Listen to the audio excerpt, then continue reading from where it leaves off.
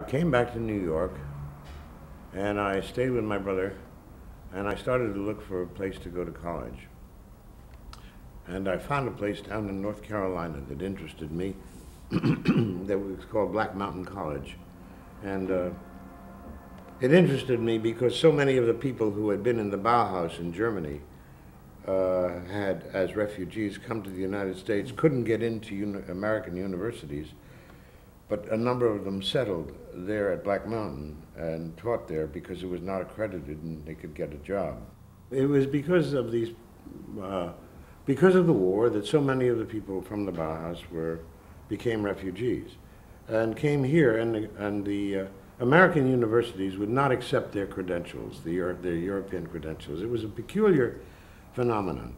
So they ended up at this place which was called Black Mountain College, which was a very small community of people, maybe 150 in total. And it was faculty and students. That was it. And Gropius came down there, one of the world's great architects. Joseph Albers was there, who, I give you these names for now, but let me tell you who the people were that were there when I was there. Bill and Elaine de Kooning, Ken Nolan, these are the painters, John Cage and Merce Cunningham, Buckminster Fuller, Isaac Rosenfeld, Alfred Kazin. So it was an extraordinary place. But now, these people were not staying there all that time. They would come down, do a project, but it became this extraordinarily magnetic center for the avant-garde of that period. And I happened to have the great good fortune of being there. You didn't study anything. That was the nature of it. It was full of inquiry. You'd say, hey, so-and-so, tell me about Kant, and he'd say, well, read this and let's talk, And it was essentially at that level. And as I say, I had been a reader, but I hadn't really learned how to really read. And there was an extraordinary teacher there. And she said, you're very glib, Penn, but you don't know how to read. Why don't you start with Dostoevsky and let's talk about it?